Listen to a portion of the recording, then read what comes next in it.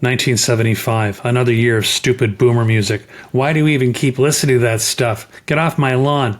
Wait, what? Hi, I'm Ron Proulx, and this is the Ronno Report. So I wish every year was as good as 1975 for music. I mean, I was 18, turning 19, and wow. Anyways, here's a bunch of records I don't even want to talk about. Let's start with Physical Graffiti, Led Zeppelin. How about Wish You Were Here, Pink Floyd? A Night at the Opera, Queen. Young Americans, David Bowie. Fleetwood Mac, Bruce Springsteen, Born to Run. Jeff Beck, Blow by Blow. Hall & Oates, Donna Summer. Rush, Fly By Night. Rocky Horror Picture Show soundtrack. Those are all great records, but they're not the records I really want to chat about today. And just briefly, I just want to go over 5 of them that maybe you haven't heard or haven't heard recently, and you might want to go back and revisit, or you're like, what's that?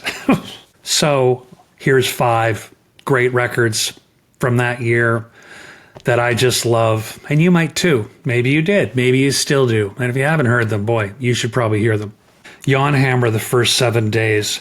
So Jan Hammer was in Mahavishnu Orchestra, and he got famous years later, of course, for having done the Miami Vice theme and for playing with Jeff Beck.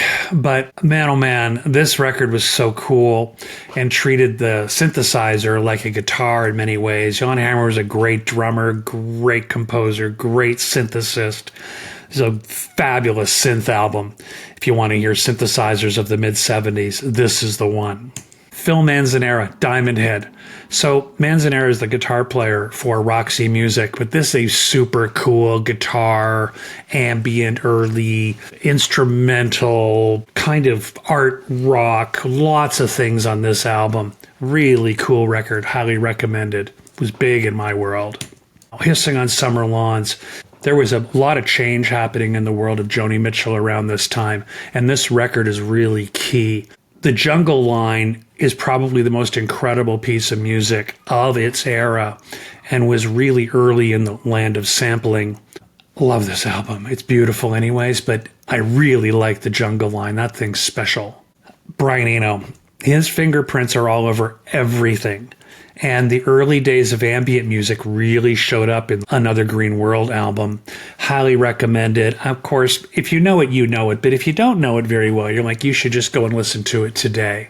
And finally, The Tubes' debut album. So I was music director at a campus radio station at that time. And I stumbled across an 11 p.m.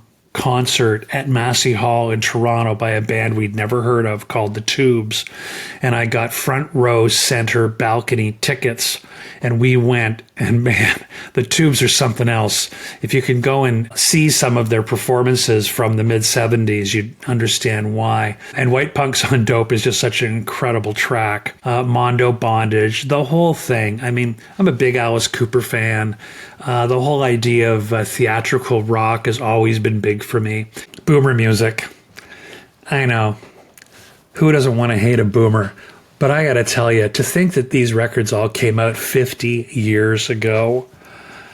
Do better, everybody. I wish every year records this good could come out. Keepers like this.